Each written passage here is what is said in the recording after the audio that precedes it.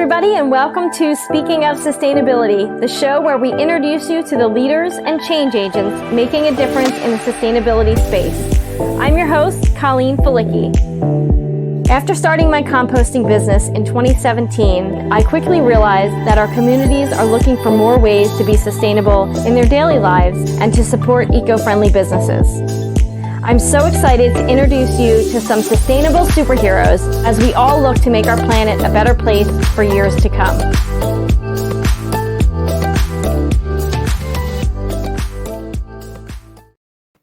Well, hello, everyone. Welcome to episode 9 of Speaking of Sustainability. I'm your host, Colleen Falicki, and I'm super excited to introduce our guest today.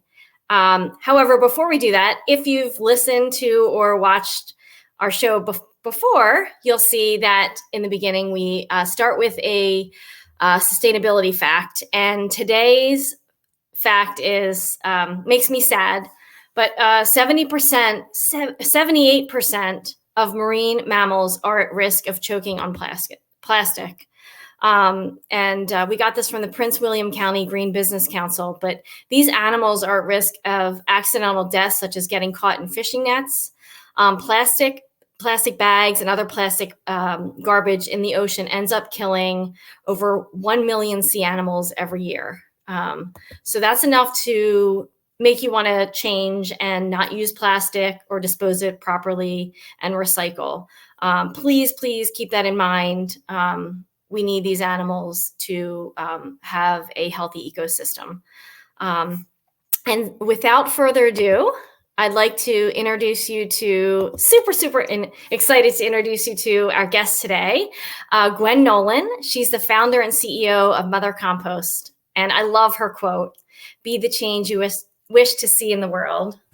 Welcome, Gwenn. Oh, thanks for having me, Colleen. I'm so excited. For everyone, you should know I've asked Colleen about 10 times to be on the podcast. So I was like, I want to come on.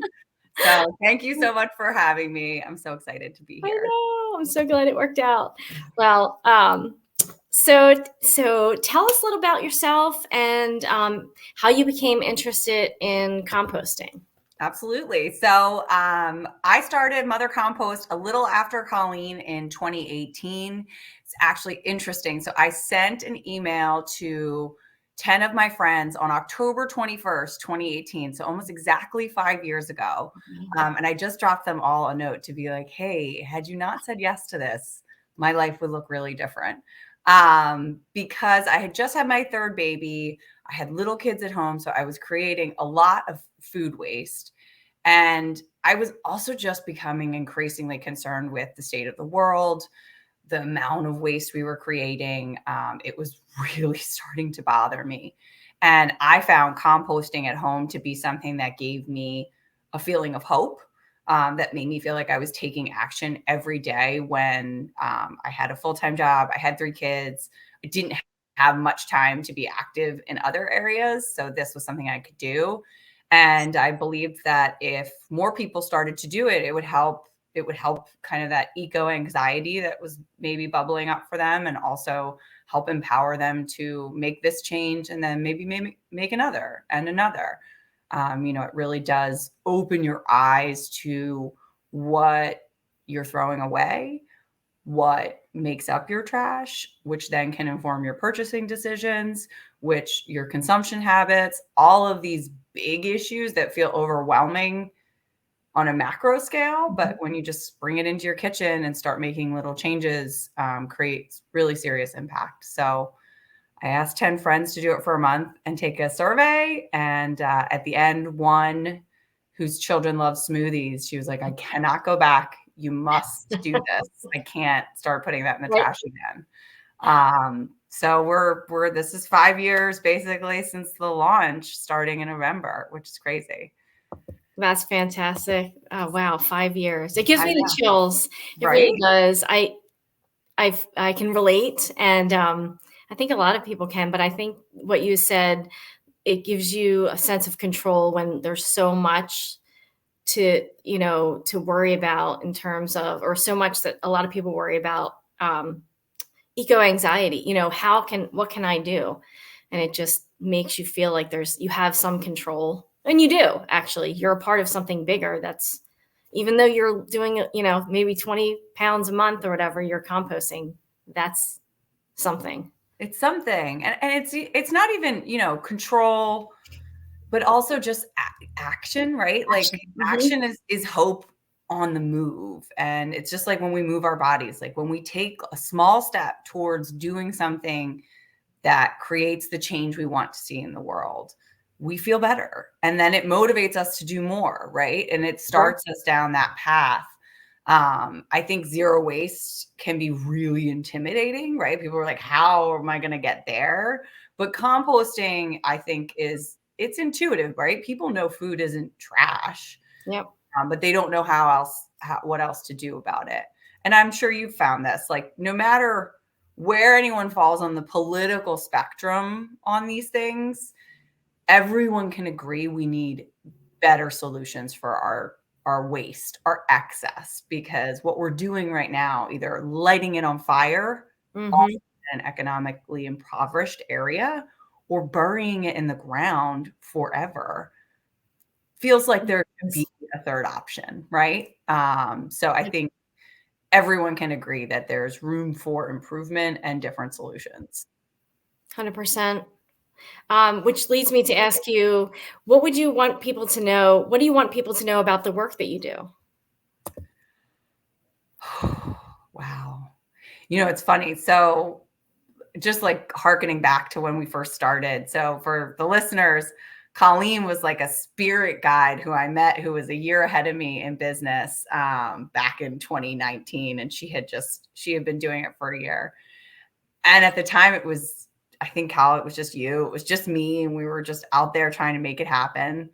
And now there's, we have teams and have built these communities. And I think the most important thing about the work we do now is, or I guess the thing I would want people to know is how local connection and community is so much more important than I knew back then. The connection to the place that you live and to the businesses that serve it, it's crucial to our business's survival, but also I think to like our mental health. I completely underestimated this point. Yeah. And it's something that has continued to reveal itself to me over time, that it's not just about, even if you're talking to people, to get loans, a bit like, what's your big goal? Are you going to go global with composting? And it's really about this hyper connected local community of good people doing good work, creating jobs that then can go spend those dollars in the community, that I'm really kind of coming around to. It's not about world domination. It's really about connecting people to the world around them and to the people in it. Love it. And you're doing such great work, and your community loves you. It's obvious to see. So, and we do too. Big fan over here. That's why you're here. Yes. So tell us what call to actions you want to share with our audience. What would you want to say? Yeah. So, I mean, I think, Colleen and I were speaking a little bit before we went live. And I think the call to action, I think we spend a lot of time shooting all over ourselves, right? We're getting so much information every day, right? We should be doing this. I should be doing that. I'm not, I'd love for everyone to stop that as much as possible and to not come from this place of guilt and shame over what you're not doing. And instead pick one thing, and pick the thing that really bothers you. And I don't care if it's gas powered leaf blowers. I don't like, or something huge like gun violence, or homelessness or food insecurity. I mean, there's a lot of things we could use really good people, kind of getting involved with. But I think the call to action would be, find something that in your gut is bothering you about the world around us, and figure out a way to do something about it. It could be something small, like taking action at home. Maybe it's your waste. Maybe it's, getting rabbit recycling to make sure that all your snack bags are getting processed properly, or composting, or something totally different. But I think every one of us is being called to something in this moment. And I would say, put your phone down, recognize that we're coming at you from a technological device right now, but, really check in with what you care about and then do something about it. And that's it. Not what everyone else cares about, not what you think you should be doing, but like something that is gut checking you. Do that thing. Do that thing. Do that thing. Right. Please. Makes me just want to stop and think about it. Well, it's so hard in today's day and age just to be quiet and listen and figure out kind of something, what we want to do and how we want to proceed with it. But yeah, that's fantastic. Yeah, that's so someone said to me, they're like, what's the scariest question you can ask a woman? What does she want? You said a mouthful there. Hey, all is welcome. If you want to say more, this is where we share it. And, I do actually want to ask you one last thing. We usually do a breakdown, and I'm going to ask you, like, what is the biggest misnomer? What would you say is the biggest misnomer when it comes to composting? I think people are really confused about the difference between compost, which is the nutrient-rich soil amendment, and composting, which is technically in the dictionary describes the process by which materials break down in a large pile or facility. But in your kitchen, it means separating your food scraps into a container. So we basically have two words that encompass three different things. I think it confuses people. Sometimes people see our buckets and they're like, is there dirt in there? What's happening? I'm so confused. So I think around like the different parts of composting can create confusion. So compost, repeat it again. Compost is a nutrient-rich soil amendment that can be applied back to your soil, similar to a fertilizer.